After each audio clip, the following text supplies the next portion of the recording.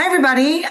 Back again with another of our ANJC Sitdowns. I am Suzanne Corson, Executive Director here at the ANJC, and I am thrilled to welcome our guest, Jamie Greenawalt from Foot Levelers. Thank you so much for being here with us.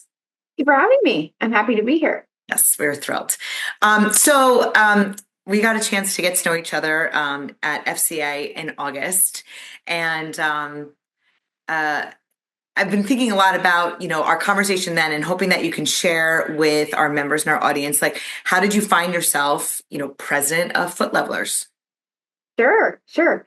Well, Foot Levelers is my family business. I'm the third generation. So it was started in 1952 by my grandfather, Dr. Monty Greenawalt, who was a chiropractor. And he started it out of his garage. Amazing story, kind of the American dream. He knew that his patients, that their adjustments weren't holding as well as he wanted them to. He knew the feet were the foundation of the body. So biomechanically, he said, gosh, we know that there's this plastic deformation in the foot. We know that we need to be able to support that in a better way that exists in the market right now, which at that point in time was just kind of a piece of plastic that you would stick in your shoe. And so he was tinkering in his garage with leathers and other pieces of material and made the first, at that time, what they called the spinal pelvic stabilizer, which was exactly what it did, was, stabilizing the spine and the pelvis, which is a mouthful. And so today we call it an orthotic, but its true roots are actually intended to, and what it still does is to stabilize the spine and the pelvis. And the rest is kind of, history. My father, Kent, took over the business in the late 70s and has been running it almost 45 years. Wow. And then I joined the business. Yeah, I joined the business in 2020, and it's been wonderful. I have a long background of doing other types of work before joining Foot Levelers. I've always been really interested in health and wellness, of course, growing up in this family and around chiropractors and, all of that, very interested in nutrition and wellness. And so I did a lot of work in the food and agriculture space with food systems and healthy eating. And I worked in South Asia for a long time, for about 7 years. Oh. In India, Afghanistan, Sri Lanka, Bangladesh, Nepal, the Maldives, Pakistan, and really studying how governments were able to, put a focus on not just food security, but food and nutrition security. Because when you think about how nutrition, if you're just going to get empty calories from white rice, you can get calories, but you're still going to be nutrient deficient, right? So we were trying to bring in some of that thoughtfulness and awareness to these countries that needed the help, really understanding how chemically and scientifically how the body needs to absorb those things. And ultimately, when that rolls up to something like a GDP issue, where we've got more productive society, more productive people who are actually fully functional, highly functional, there's a ripple effect, right? So I love food anyway, but I love food and nutrition. And so that was really fun for me. And so that's what I had been doing before joining Foot Levelers. And I have an MBA. And so it just seemed like a natural fit in the right time for me to make that transition back into my family business and doing what I've always loved to do, which is, being involved with chiropractic. I love chiropractic. I love the doctors that we serve and really love our patients, and just being able to help them feel better by putting something in their shoe that's so easy. It's, the compliance is so good because you just walk around and you feel better, and it changes people's lives. So that's the kind of the short answer for how I got. Wow. Well, that is like chock full. I mean, the family business called you home, but wow, you were all over. Yeah. So what's impressed me about Foot Levelers is like what an industry leader you are, within the chiropractic community. I mean, you're everywhere. You're invested everywhere, both, financially in places, but like really getting into the weeds on like what is going on in the chiropractic community and how can we help? How can we give back? And like, how has giving back, both with time and donations, driven you like as a person, and like obviously through your organization? I'm sure it's deep rooted. It is. It really is. It's deep to our core. My grandfather and Kent both have always said you can never give yourself into poverty, and if you have something to give, you should give it. And so we've really stayed true to that. In fact, we just reviewed at the end of last year and the beginning of this quarter of 2025, kind of where we stood with our philanthropy, and we're over $37 million that we've given to the profession at this point. When we turned 70 a couple of years ago, we were over 34. So just in 3 years, we've given $3 more million, Wow. to the profession, and that's in the form of research grants or through the foundation work to, for PR efforts, legislative work, things like that. So we are, as you say, very invested. We're really proud of that. And it's core to what we do. And, there's no better investment, I think, that you can make than to really kind of, amplify what chiropractic is doing for people, especially now, right? In 2025, we've got so many opportunities right now ahead of us. With the way that things are changing in government. And I think it's a really wonderful time, exciting time to be a part of this wonderful profession. Well, and I have to say thank you so much as, representing the ANJC and state associations. You guys show up and you show up in a big way at, in person at our conferences and through, sponsorship and support and the resources and everything that you're able to kind of trickle down into our membership is it's a gift. So thank you. You're welcome. We're so happy and fortunate to be able to do it. We really are. Well, and that I wonder, like, as you have kind of worked through all the different steps, transition really can be challenging. Change is hard for people. How did you form your role as you work through third generation and develop your voice as the current leader of Foot Levelers? Well, I try and do a lot of listening because I'm really lucky to be surrounded by a lot of very, very smart, wise, impactful people and leaders. And I think having a diverse group of peers as well as mentors is really important. Mm-hmm. And I like to listen a lot because there's so much wisdom in that. And I think the other piece of listening, not only to peer groups or mentors, but also, to our customers, we take feedback very seriously. And when we travel at events, trade shows, FCAs, these events where our conference in May that you'll be at. Conference in May, exactly. Your conference in May. It's important to really hear from the doctors what they need. And I think a lot of that, well, not think, I mean, it 100% absolutely defines what we do, what we decide to do, and what we, where we place our focus for our business. And that comes anywhere from developing new products and innovation to making things better for the people that we're already, in partnership with. So, my leadership style, I think, is reflective of trying to really kind of understand where we are in the moment, and then trying to deal with that with the best tools, resources, people that you can bring into a solution.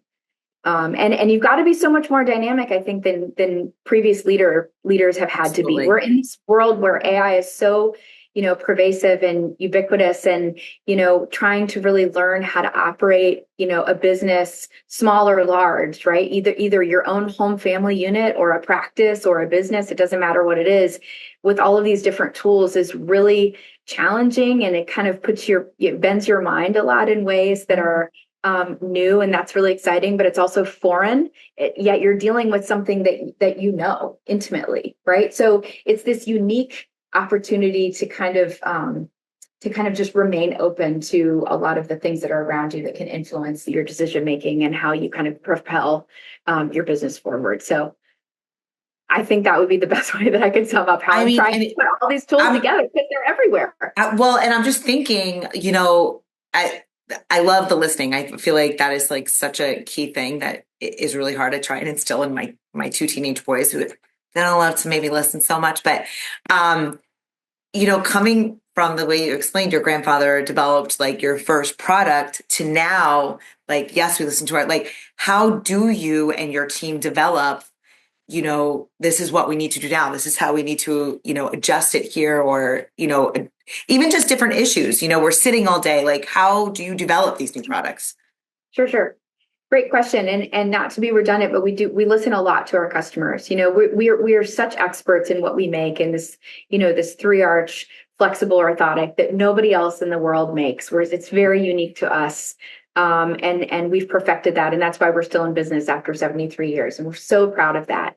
And so in a way, it has allowed us to kind of be playful and a little bit more aggressive in the way that we innovate in other areas, right? Because we've got this down to this beautiful science, and the way that we're able to custom make every single product that is truly a prescription for that person, is really remarkable. And, it's allowed us to, because other companies, I think, might think of things differently, or might, be, trying to master some of the things that we've been, have already mastered for decades.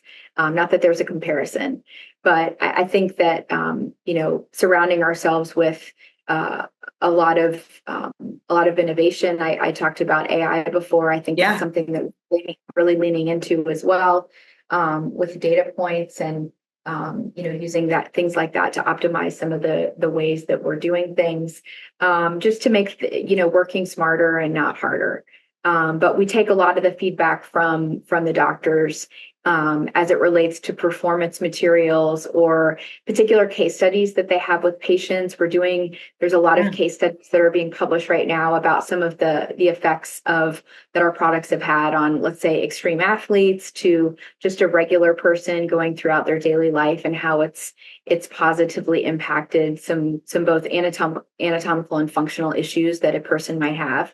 And so that's been a really interesting way to use some newer digital marketing techniques and strategies to address some of the things that actually continue to help us, innovate and iterate in the ways that we're continuing to develop new products. It's so interesting how, technology, it propels us so quickly, but it's really like the boots on the ground. And the fact that you guys are, really managing and balancing that like really well, because how are your products working real time, and what is that feedback? And then what do you do? It's just fascinating. We love to do pilot tests and alpha and beta testing, and we've always got a test group doing something, and sometimes the thing that we think we're testing that we don't actually end up bringing to market directly impacts the development of something else that becomes 20 times bigger, that had we not done this over here, we never would have gotten over here. So I love that about, again, having the luxury, if you will, of being able to do that, because we've got everything else that's so buttoned up and so rock solid. We can play around a little bit more, which is really fun. And I was also say, it sounds so fun. More people into a team that are really creative thinkers, and want to be kind of at the cusp of that innovation, which of course was really, really important to us too. I'm sure. But so for you, you're coming up on your 5-6 year mark. Mm-hmm. Yeah. So what are some of your like personal and professional goals as you're like looking into this year and beyond?